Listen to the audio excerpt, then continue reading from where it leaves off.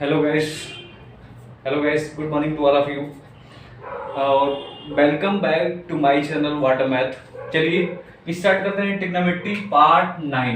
Trigonometry part 9 में आप देखेंगे N D N A R अग्रवाल का सॉल्यूशन 18, 19, 20 क्लियर है। अब इसमें देखते हैं इसका सॉल्यूशन और वीडियो को स्किप मत करिएगा क्योंकि बहुत इंपॉर्टेंट क्वेश्चन है आपके लिए। देखते हैं, एक बोला है क्वेश्चन नंबर 18 में क्या बोला है, all of you see please on here after seeing you can take a wonderful screenshot. Clear. देखते हैं, एक वृत्त के त्रिज्यखंड का परिमाप। देखिए क्वेश्चन को पढ़िए, क्वेश्चन को पढ़ने से ही पता चलेगा लॉजिक। उस वृत्त के परिमाप के आधे के बराबर है तब त्रिज्यखंड का कोण होगा। और ये ऑप्शन में ले लिया है रेडियन में। क्लियर। अच्छे से फिर अब इसको इंग्लिश में देख लेते हैं क्या बोलेगा। एक सर्कल का जो सेक्टर है उसका जो सरकमफ्रेंस या पेरीमीटर है उस सर्कल के पेरीमीटर के आधे के इक्वल है, हाफ के इक्वल है। देन तब उसके सेक्टर का एंगल क्या होगा, यही बोला है। ठीक है, तो एक वृत्त हो गया, एक सर्कल। यहां से सॉल्यूशन देखते हैं, एक सर्कल हो गया। क्लियर। एक सर्कल हो गया छोटा सा, यहाँ पे एक सर्कल हो गया। कहा है कि एक वृत्त के त्रिज्यखंड का परिमाप, ये तो यहाँ पे बोला है। ठीक है, कहा है कि त्रिज्यखंड ए यहाँ पे सेंटर है तो यहाँ से यहाँ तक की रेडियस क्या होगी, सर्कल के सेंटर से सरकमफ्रेंस की डिस्टेंस, यानी कि वृत्त के केंद्र से परिधि की दूरी क्या होती है, आर। और यहाँ पे भी हमने क्या कर लिया, आर। और इसके बीच का कोण क्या पूछ रहा है, ये हम थीटा कर दिया, ये भी क्या हो गई, आर हो गई। क्लियर है। अब ये क्या है, ये त्रिज्यखंड बन गया, इसका नाम दे दिए ओ ए और ये बी।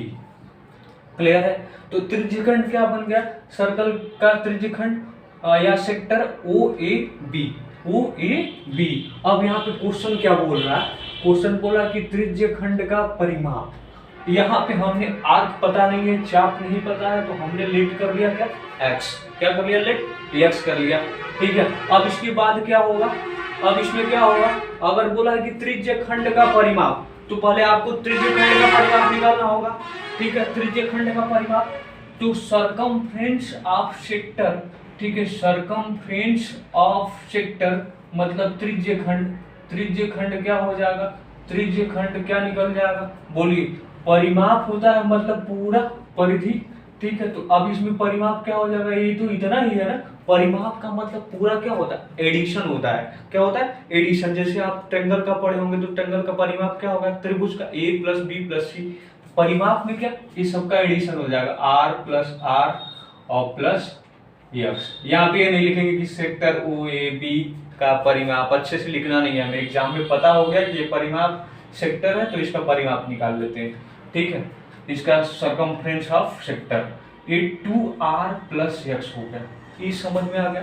अगर हम वृत्त का परिमाप बोले, ठीक है, वृत्त का परिमाप सरकमफ्रेंस ऑफ सर्कल तो क्या होता है 2 पाई आर ना।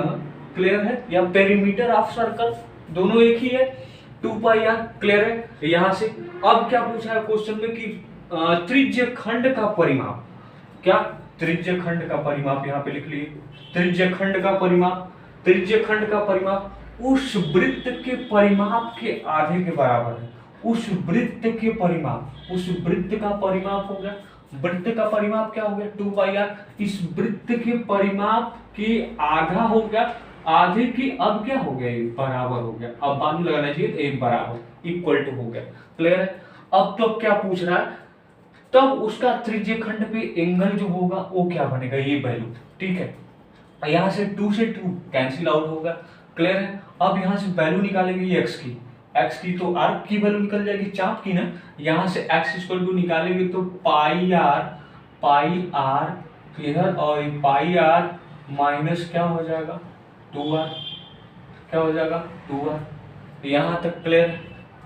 यहाँ तक आपको क्लियर है? अच्छा एक मिनट, आर आर जब हम कॉमन कर लेंगे तो π-2 आएगा क्या? ये क्या निकल गया? क्या निकल गया? ये निकल गया आर्क, जिसको चाप बोलते हैं। क्लियर है? अब ये निकल गया तो अब पूछा है क्या कि इस पे कोण क्या बनेगा त्रिज्य खंड पे? तो एंगल बराबर कोण बराबर जानते हैं चाप बटा त्रिज्या, arc by radius, arc by radius, यही ना? ठीक है, चाप बटा में त्रिज्या। अब कोण निकालना है हमें, क्या निकालना? कोण। अब कोण निकालने के लिए आर्क क्या है? आर्क तो यही है, और त्रिज्या क्या है सर्कल की? आर है स्मॉल आर। अब यहाँ पे रखेंगे तो अब देखिए क्या होगा, ये यहाँ पे ये रखेंगे तो π-2 इंटू आर, और बाई में आर, आर से कैंसिल हो जाएगा तो क्या आएगा? Answer will be π/2। यहाँ पे रखेंगे तो आर की वैल्यू क्या है? π-2 इंटू आर, और ये चाप की वैल्यू होगी बाई आर, आर से कैंसिल आउट, π-2। कौन सा ऑप्शन है? This is right answer. और एंगल हमेशा ऑलरेडी क्या होता है? सर्कल का एंगल हमेशा क्या होता है? वृत्त का एंगल हमेशा रेडियन में होता है। सी रेडियन का साइन है या आर भी साइन उसी का होता है। क्लियर है? यहाँ से क्वेश्चन नंबर 18 क्लियर हो गया। ठीक है, क्वेश्चन बहुत बड़ा लिखता है लेकिन उसका लॉजिक अगर क्वेश्चन को अच्छे से पढ़ेंगे तो समझ में आ जाएगा क्या बोल रहा है। क्लियर है? अब बात करते हैं क्वेश्चन नंबर 19 पे, इसको इरेज करते हैं। ठीक है, क्वेश्चन नंबर 19 इरेज कर देंगे तो सॉल्यूशन करने में अच्छा रहेगा, बेनिफिट रहेगा। ठीक है, देखते हैं next. All of you see please, देखिए क्वेश्चन नंबर 19 क्या बोल रहा है? एक वृत्त की त्रिज्या 30 सेंटीमीटर है, 30 सेंटीमीटर, तब उस वृत्त के चाप की लंबाई क्या होगी? लीजिए क्वेश्चन बहुत छोटा सा है। क्या बोला कि वृत्त की त्रिज्या 30 सेंटीमीटर है तो वृत्त के चाप की लंबाई क्या होगी?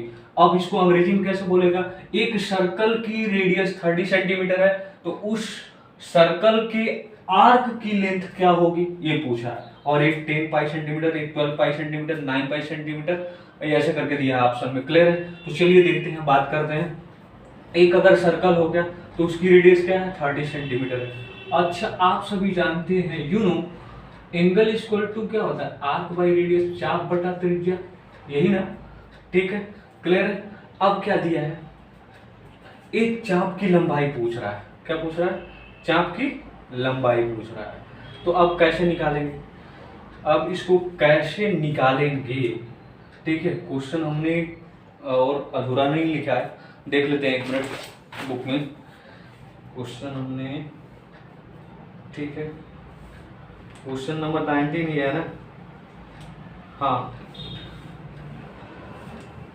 और नेक्स्ट आगे भी बोला है, सॉरी देखते हैं। The length of arc of this circle, ठीक है, the length of arc of this centre of this circle whose chord, वो क्या है? कॉर्ड है। मतलब एक सर्कल बताते हैं, ये क्या बोला है कि इसको क्वेश्चन को आगे बढ़ा लेते हैं, लिख देते हैं।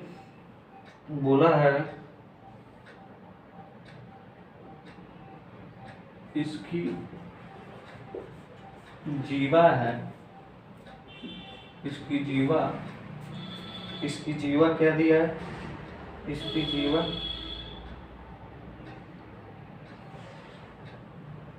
30 सेंटीमीटर लॉन्ग है। क्या है? 30 सेंटीमीटर लॉन्ग है, 30 सेंटीमीटर लॉन्ग है, 30 सेंटीमीटर लॉन्ग है।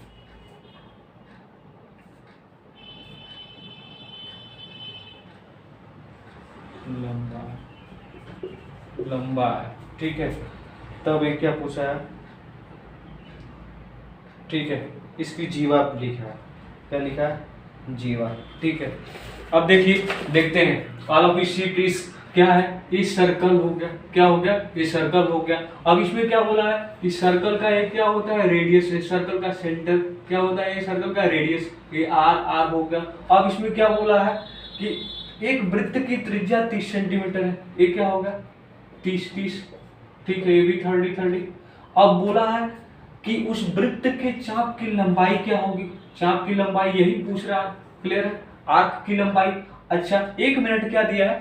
30 सेंटीमीटर उसकी जीवा की लंबाई, जीवा को हम बोलते हैं कॉर्ड, क्या बोलते हैं कॉर्ड, ये भी 30 सेंटीमीटर है, ये भी क्या है 30 सेंटीमीटर है। यहां तक क्लियर है, यहां तक क्लियर है। अब इसके बाद क्या करेंगे, अब यहां से हमें पता हो गया कि ए भी ए बी कर लेते हैं इसको, ठीक है। ओ ए ओ बी, ओ ए ओ बी और ए बी सबकी वैल्यू इक्वल है, तो यहाँ पे ये क्या हो गया, ये क्या इक्विलेटरल ट्रायंगल हो गया ना, समबाहु त्रिभुज हो गया कि नहीं हो गया।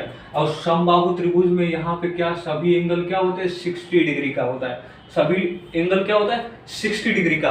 अब तो ये निकल जाएगा, अब क्या हो जाएगा, ये 60 डिग्री हो गया, और 60 डिग्री हमेशा एंगल विल बी रेडियन, ठीक है, एंगल विल भी क्या होना चाहिए रेडियन में, तो इसको रेडियन में चेंज करेंगे तो पाई बाई 180, क्लियर है। और क्या निकालना है हमें, उस वृत्त के चाप की लंबाई यानी कि आर्क ही निकालना है, और बाई क्या हो जाएगा, रेडियस क्या है 30 सेंटीमीटर, क्या है 30 सेंटीमीटर। इधर से कैंसिल करते हैं, 0 से 0 3 6 18 6 से कैंसिल करते हैं, ये क्या आ गया आर्क इक्वल टू, ये देखो 10 पाई, आर्क की वैल्यू क्या होगी 10 पाई, दिस इज राइट आंसर। कौन सा, ऑप्शन नंबर ई, क्लियर है, यहां तक क्लियर है, समझ में आ गया। अब बात करते हैं क्वेश्चन नंबर 20 पे, ये समझ में आ गया, ये एंगल इसीलिए कॉर्ड को बताया है, जीवा को बताया है कि ये एंगल इसका पता चल जाए, हमें वहां पे ये नहीं लिखना है कि O A equal to O B equal to A B सबको इक्वल, तो ये क्या हो गया, so this is a equilateral triangle, समबाहु त्रिभुज, ये सब कुछ नहीं लिखना है, हमें पता चल गया, क्वेश्चन को डायरेक्ट लिखना है, ऑप्शन को क्लियर करना है, क्लियर है। आगे इक्वल टू करके लिखना नहीं है, कैलकुलेशन कर लिए कैंसिल कर लिए तो वहीं से क्लियर करो ऑप्शन को, ठीक है। अब क्या करेंगे, क्वेश्चन नंबर 20 का सॉल्यूशन देखते हैं। क्वेश्चन नंबर 20 का सॉल्यूशन कैसे होगा, क्वेश्चन नंबर 20 का सॉल्यूशन, ठीक है, क्वेश्चन नंबर 20 का सॉल्यूशन क्या होगा, ऊपर भी इरेज कर दे इसको भी। क्वेश्चन नंबर 20 का सॉल्यूशन क्या होगा, इसमें क्या बोला है, एक वृत्ताकार तार की त्रिज्या 15 सेंटीमीटर है, उसे काट कर और मोड़कर एक वृत्ताकार तार है, ठीक है, सर्कुलर वायर, ठीक है, और इसकी त्रिज्या क्या 15 सेंटीमीटर, इसे काट कर और मोड़कर 120 सेंटीमीटर त्रिज्या वाले वलय की परिधि पर, यही टॉपिक, ठीक है, इसको क्लियर करना है, क्वेश्चन बोल क्या रहा है, वलय की परिधि पर रखा है, तब इसके द्वारा वलय के केंद्र पर अंतरित कोण क्या होगा, इसको अंग्रेजी में क्या बोलेगा, एक सर्कुलर वायर है जिसकी रेडियस 15 सेंटीमीटर है, उसको कट कर दिया गया और उसको क्या कर दिया गया, कर्व कर दिया गया कट करके और मोड़ दिया गया, फिर उसकी रेडियस क्या हो जाती है 120 सेंटीमीटर वाले, उसको 120 सेंटीमीटर वाले रेडियस के रिंग के पेरीमीटर या सरकमफ्रेंस पे उसको रख दिया जाता है, तो उस रिंग के थ्रू सर्कल के सेंटर पे कितना एंगल सब्सटेंड होगा ये पूछ रहा है। एक सर्कल क्या है यहाँ पे, एक सर्कल क्या है, दो सर्कल है, ठीक है, एक यहाँ है, क्लियर, एक यहाँ है, ठीक है, फिगर से नहीं सही नहीं बन पाया, क्लियर। अब यहाँ से क्या हो गया 15 सेंटीमीटर, ये 15 सेंटीमीटर रेडियस, क्लियर है। अब ये 15 सेंटीमीटर इसी को काट के और मोड़ दिया गया है, 120 सेंटीमीटर रेडियस वाला ये सर्कल है 120 सेंटीमीटर वाला, ठीक है। अब ये इसमें क्या कर लिया गया, वलय की परिधि पर, इसी की परिधि पे सरकमफ्रेंस पे रख दिया गया है, ठीक है, रखने पे कितना एंगल सब्सटेंड होगा, ठीक है। अब ये पूछ रहा है, तो चलिए देखते हैं, ये क्या दिया, इसकी रेडियस दिया है, तो अब क्या, ये जो सरकमफ्रेंस इसकी क्या होगी, तब सरकमफ्रेंस ऑफ स्मॉलर सर्कल, ठीक है, ये क्या, छोटे वृत्त का परिमाप, छोटे वृत्त का परिमाप क्या होता है 2 पाई, आर की वैल्यू क्या होगी 15, ये क्या हो गया 30 पाई हो गया, ठीक है, स्मॉलर सर्कल का पेरीमीटर या सरकमफ्रेंस, ठीक है। अब इसका क्या, इसी को इसी पे रख दिया गया है, क्या कर दिया गया, इसी पे रख दिया गया है। जब रख दिया गया है तो एक क्या हो गया, इसके परिधि पर रखा गया है, तो वलय के केंद्र पे अंतरित कोण क्या होगा। अब इसी को इस पे रख दिया गया, तो इसका एक छोटा पार्ट है ना इसका, अब इसी पे ये तो रेडियस ही होगा ना, और ये सेंटर कर ली, ये भी रेडियस ये 120 सेंटीमीटर का इसी पे रखा गया है, तो ये क्या हो गया 30 पाई होगा कहीं पे ऐसे, तो ये क्या बन गया आर्क बन गया। और दिस इज लॉजिक। अब ये 30 पाई हो गया आर्क, इसका चाप। तो अब क्या करेंगे, अब तो रेडियस पता है ये, और ये क्या पता है, ये रेडियस पता है और आर्क पता है, ये तीनों इक्वल नहीं है, इससे पहले वाले क्वेश्चन में इक्वल था, ये इक्वल नहीं है। तो अब क्या निकालना है हमें, एंगल निकालना है, यही एंगल निकालना है थीटा। क्लियर है, एंगल इसके बीच निकालनी है। तो angle equal to you know angle equal to क्या होता है आर्क बाय रेडियस, यानी कि चाप बटा त्रिज्या, चाप बटा त्रिज्या। ठीक है, अब क्या हो जाएगा, एक मिनट, एंगल की वैल्यू निकालनी है, आर्क हमें क्या दिया है 30 पाई दिया है, और क्या रेडियस क्या है 120 दिया है। क्लियर है इतना। अब इसके बाद क्या करेंगे, 0 से 0 क्या करेंगे कैंसिल आउट करेंगे, 3 4 जा 12, ये पाई बाई 4 आ गया। पाई बाई 4 ऑप्शन में दिया है कहीं पे नहीं दिया है, तो अब इसको क्या करेंगे कन्वर्ट करेंगे, ये क्या हो जाएगा 22/7 और ये क्या है बाई 4। क्लियर है, इसको ऐसे लिख लीजिए। अब क्या हो जाएगा 2 11 और 2 2 जा 4, 11 1 जा 11 और 7 2 जा 14। क्लियर है, इतना क्लियर होगा। अब इसके बाद क्या होगा, इसके बाद क्या करेंगे, ठीक है, इसके बाद क्या होगी वैल्यू देखते हैं। ठीक है, यहाँ से तो सही की है सब कुछ, ठीक है। अब क्या करेंगे, अच्छा सॉरी एक मिनट, ये क्या दिया है, ये पाई बाई 4 हो गया, पाई बाई 4 है, क्या है पाई बाई 4। अब आंसर क्या दिया है डिग्री में दिया है, क्या दिया है आंसर तो डिग्री में नहीं दिया है, तो क्या हो जाएगा, ये रेडियन है, डिग्री में बदलने के लिए 180 बाई पाई से मल्टीप्लाई कर देंगे, पाई से पाई कैंसिल, इससे कैंसिल करेंगे तो क्या आ जाएगा 4 4 जा 16 4 5 जा 25, ये क्या आ गया 45 degree. This is right answer. Clear है, समझ में आ गया। क्वेश्चन नंबर 20 भी हो गया। मिलते हैं नेक्स्ट वीडियो में। See you tomorrow, have a nice day. ठीक है, थैंक यू।